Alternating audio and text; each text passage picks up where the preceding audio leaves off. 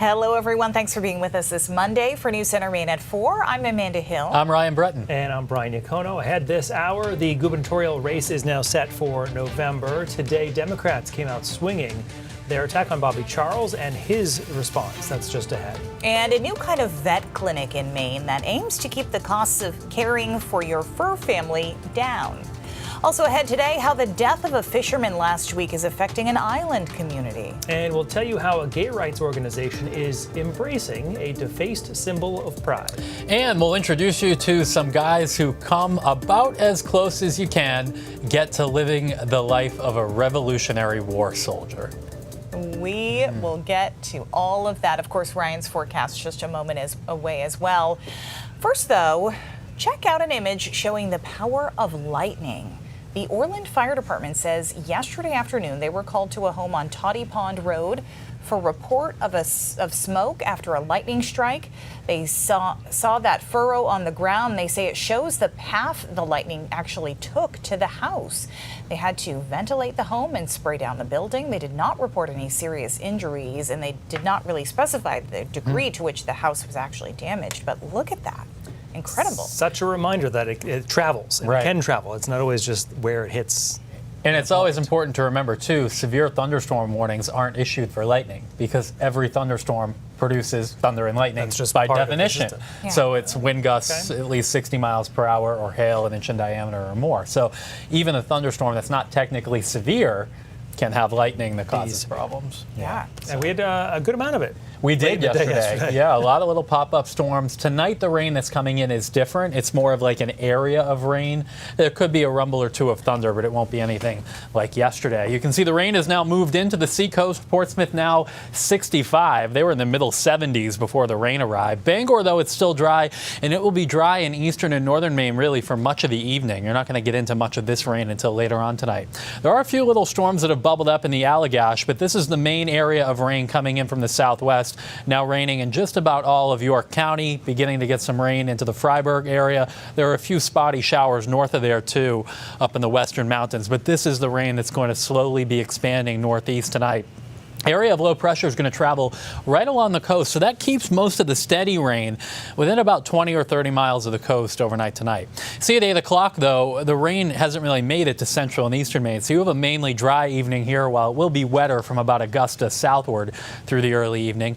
Midnight tonight, most of the rain focused near the coastline with some scattered showers farther inland and north. And then tomorrow, even though this looks like it may want to move out fast, it's going to be slow to depart. There will be showers lingering near the coast, while it's mostly cloudy through the day farther inland. We'll talk rain totals and a whole lot more coming up in about 15 minutes.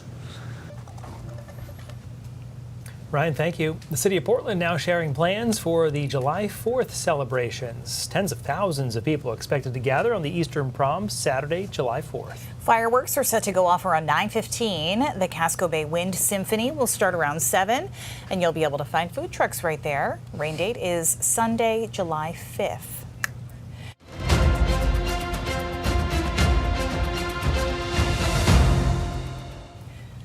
The Maine Democratic Party is firing its opening salvo in the governor's race, calling Republican nominee Bobby Charles a MAGA extremist. At a news conference in Portland today, party leaders criticized Charles' views on reproductive rights as extreme anti-choice.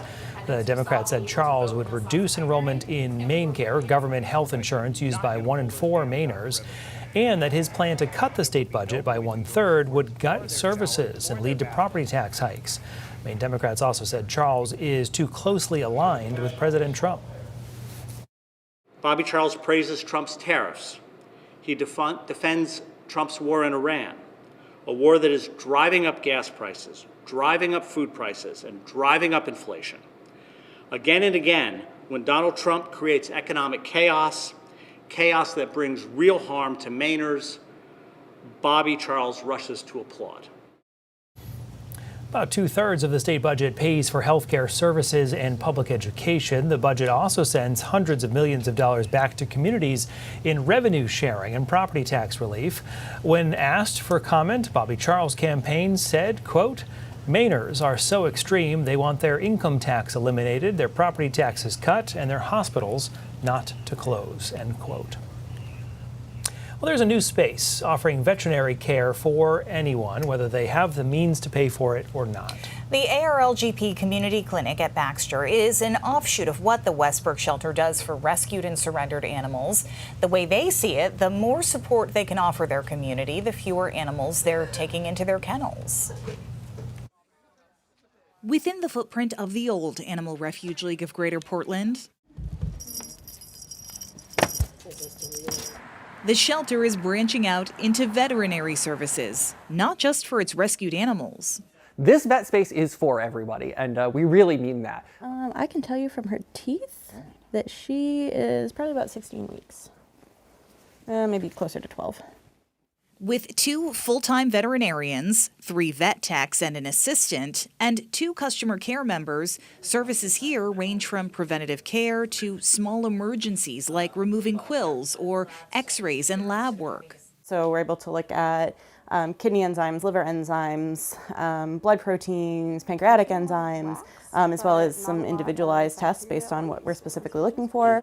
That's thanks in large part to support from their Westbrook neighbors, IDEX. It's a new business practice for the nonprofit that already does some vet work on animals surrendered to their shelter. And while this will help low-income families who need vet care, it will also be funded in part by donations and those who can afford their vet care. We can provide people with donated medications. We can provide people with slightly discounted services. We've received a lot of donations specifically set aside to help cover that cost. This service has been a long time coming for the Refuge League, which has seen the need for support grow within its community as cost of living continues to outpace wages. Unexpected litters of puppies and kittens drive a lot of pets that come to the shelter. So we do low-cost spay-neuter clinics. People have behavioral issues with their pet. We offer behavior intervention. This is another way that we can meet the community where they're at. So I have a long history with the Animal Refuge League. I actually started volunteering here when I was 15.